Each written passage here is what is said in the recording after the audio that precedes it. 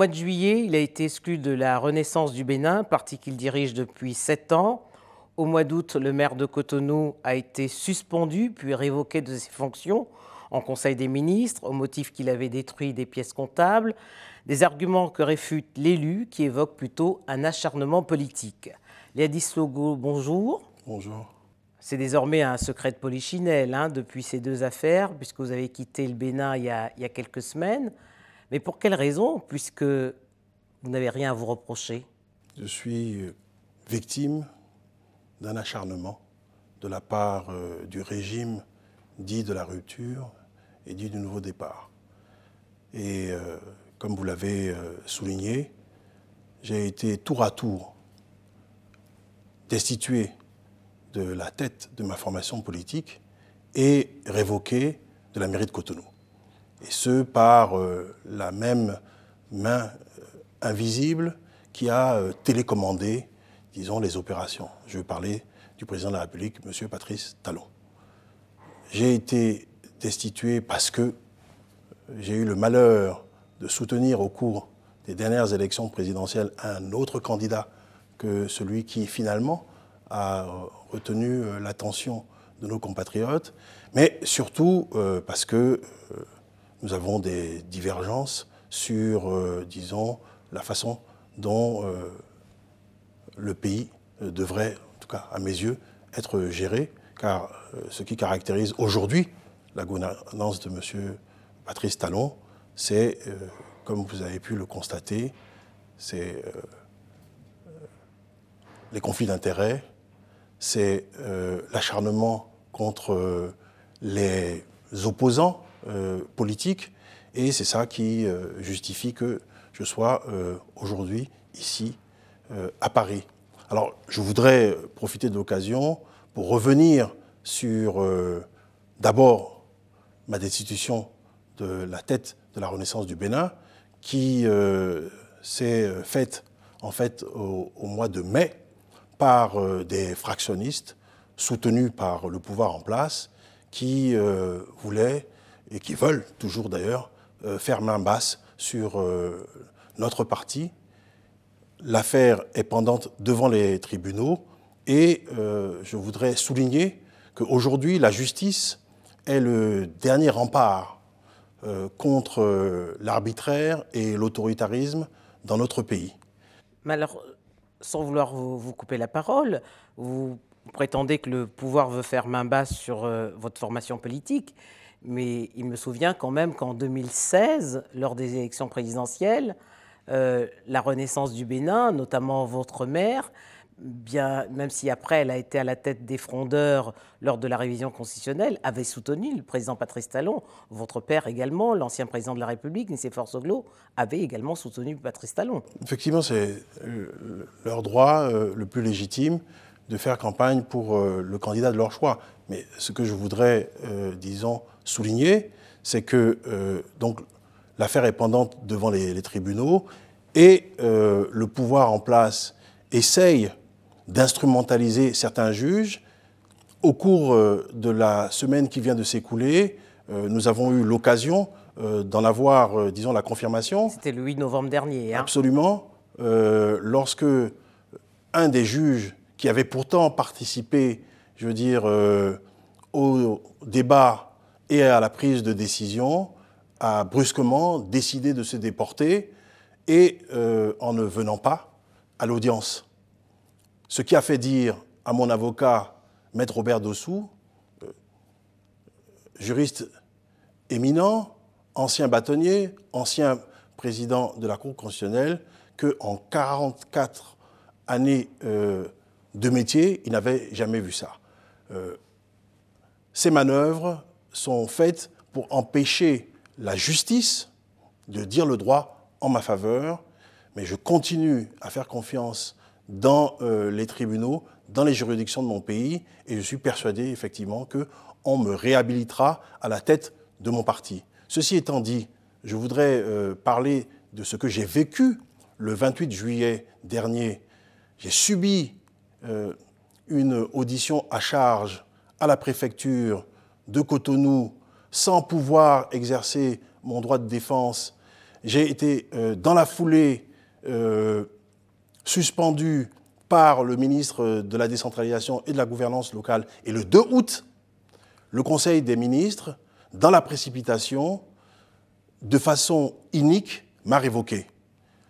Je voudrais dire aussi que ce 28 juillet, j'ai vu débarquer à mon domicile des forces de l'ordre lourdement armées avec des engins lourds pour, disons, m'enlever, parce qu'ils étaient là, sans mandat. Et grâce à Dieu, avec l'aide de mon épouse, de mes parents, bien entendu de mes avocats et la mobilisation de mes militants et de mes militantes, le pire a été évité. Et je voudrais aussi profiter de l'occasion pour remercier toutes les personnalités politiques qui se sont mobilisées et qui sont venues à mon domicile pour empêcher effectivement que cet enlèvement ne puisse se faire. Donc voilà la situation qui prévaut actuellement dans mon pays, au Bénin. Alors comment expliquez-vous le silence des autres formations politiques face à une situation que vous dénoncez ? Les formations politiques ne sont pas restées silencieuses. Monsieur Adiavon, Monsieur Candide Azanaï et bien d'autres ont dénoncé effectivement cet acharnement, cette dérive. On ne les entend pas très fort, hein ? Non, aujourd'hui, tout est mis en œuvre pour bâillonner tous ceux qui sont perçus comme étant des opposants. Ce qui caractérise la gouvernance du président Patrice Talon, c'est l'absence de dialogue.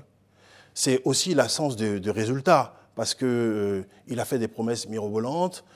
Or, son programme d'action du gouvernement marque le pas, parce qu'il n'a pas réussi effectivement à obtenir les financements nécessaires, et donc il n'y a pas de réalisation. Et pourtant, on a, notamment s'agissant de la ville de Cotonou et d'un certain nombre d'autres villes, procédé à des casses, à des déguerpissements qui ont jeté, je veux dire, dans la rue des milliers de Béninois et de Béninoises à qui on avait fait miroiter l'idée de l'embellissement et de la modernisation. Mais êtes-vous un adversaire politique de Patrice Talon ? Par la force des choses, parce qu'il l'a décidé ainsi, je suis effectivement dans cette position où je suis obligé de me défendre. Mais au-delà de ma personne, ce que je voudrais, disons, dire, c'est que c'est la démocratie locale qui est en jeu. Et pour quelles raisons l'exécutif aurait-il intérêt à bâillonner la démocratie locale, puisque Cotonou n'est pas la seule ville dont le maire a été destitué, il y en a 5 autres. Effectivement, il y a eu un certain nombre de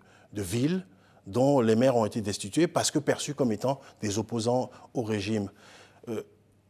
Le président Talon a théorisé sur tout ce que nous vivons actuellement en disant qu'un président n'a pas besoin de présenter un bilan à la fin de son mandat. Il peut se faire réélire s'il est capable de désorganiser, disons, les compétiteurs qui pourraient se présenter face à lui. Et donc, on est en train de voir tout ça se produire sous nos yeux et c'est regrettable pour la démocratie dans notre pays. Alors, si la justice est bâillonnée, comme vous le dites, de quel ressort disposez-vous pour retrouver votre honneur et justement retrouver la présidence de votre parti? Moi, je continue à faire confiance dans les juridictions de mon pays. Je continue à faire confiance aux juges patriotes parce que, effectivement, comme je l'ai dit, ils constituent le dernier et j'ai même envie de dire le seul rempart contre l'autoritarisme et l'arbitraire. Et donc, je crois qu'il faut effectivement les exhorter à faire en sorte que le droit soit dit.